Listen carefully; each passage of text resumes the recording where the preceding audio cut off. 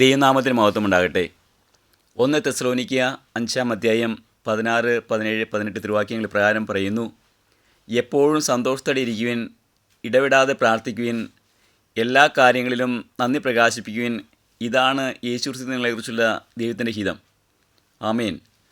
പ്രിയമുള്ളവരെ, നമ്മുടെ കർത്താവ് നമ്മളിന്ന് ആഗ്രഹിക്കുന്നത് നമ്മളെപ്പോഴും സന്തോഷത്തോടെ ഇരിക്കണം എന്നുള്ളതാണ്.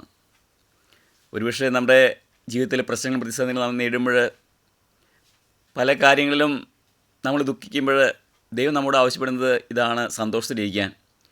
എൻ്റെ കർത്താവ് എനിക്കെല്ലാം ചെയ്തു തരും, എൻ്റെ എല്ലാ പ്രശ്നങ്ങളും അവിടെ തീർക്കുമെന്ന ബോധ്യത്തിൽ കർത്താവിൽ സന്തോഷിക്കുവാൻ നമ്മൾ കഴിഞ്ഞാൽ ദൈവത്തിൻ്റെ ഹിതം നമ്മൾ നിറവേറ്റുന്നവരായി തീരും. ദൈവം ചെയ്തിട്ടുള്ള ഓരോ കാര്യങ്ങളും ഏറ്റു പറഞ്ഞുകൊണ്ട് അവിടുത്തെ സ്തുതിക്കാൻ, അവിടുത്തെ നന്ദി പറയുവാൻ നമുക്ക് കഴിഞ്ഞാൽ നമ്മൾ ദൈവത്തിന് പ്രിയമുള്ളവരായിട്ട് ദൈവത്തിൻ്റെ ഹിതം നിറവേറ്റുന്നവരായി തീരുന്നു. പ്രിയമുള്ളവരെ, ഇന്നേ ദിവസം ദൈവത്തിൻ്റെ ഹിതം നിറവേറ്റുന്നവരായിട്ട് തീരുവാൻ, സന്തോഷത്തോടെ മുന്നോട്ട് പോകുവാൻ, കർത്താവിൽ സന്തോഷിക്കുവാൻ നമുക്ക് ഓരോ മക്കളും കഴിയട്ടെ. നിത്യം പിതാവിനും പുത്രനും പരിശുദ്ധാത്മാവിനും സ്തുതി, ആദിയിലെപ്പോലെ ഇപ്പോഴും എപ്പോഴും എന്നേക്കും. ആമേൻ. ഹല്ലേലൂയ.